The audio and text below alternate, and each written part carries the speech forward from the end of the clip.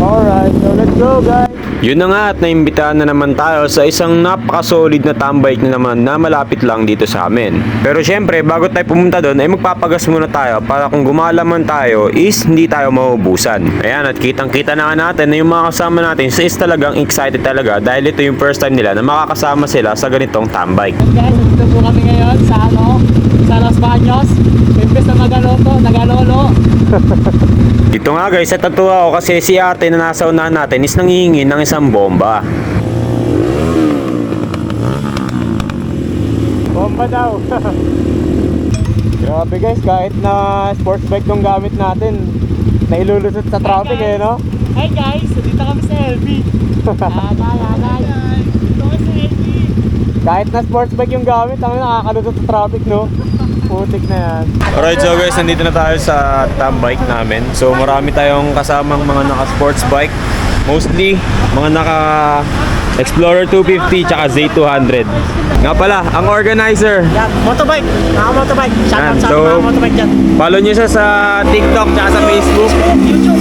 Yan, tsaka sa YouTube. Marami tayo dito mga motorbike. Yun.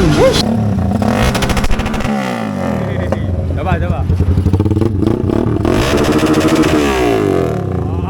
Putang ina ng motor yan. Yung bike mo. Hoy, Ayos talaga na video. Motorbike si Dwayne. video natin sa vlog.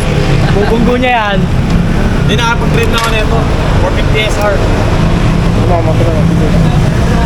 Pare, tapos canos review na lang pagka. Gusto ba ito? 6 Play lang. Tayo.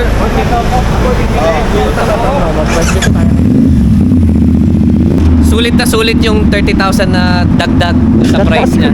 Oo. Yung down payment. Tama, motorbike si Dwayne. 450 ata. Zero niya may neutral. Oo.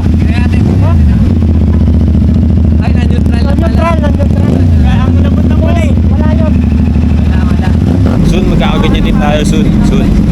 So, after nga namin matesting yung kanya-kanyang mga motor, syempre, hindi mawawala yung kwentuhan tungkol din sa mga motor. Siya nga pala guys, ang kagandahan sa tambike na to is yung unang first 5 na makakarating sa tambike is may free gift. Taiwan, no? Taiwan. Yun. Next, Ganda. So, after nga ng ganun ka-solid na tambike is kanya-kanyang uwi na rin kami after namin magpunta dito sa may ENU, sa may Calamba. Ayun, so guys, hanggang dito na lang yung video natin at kung nag-enjoy ka sa vlog na to ay follow mo na ako dyan sa YouTube, sa Facebook at sa TikTok. Yun lang.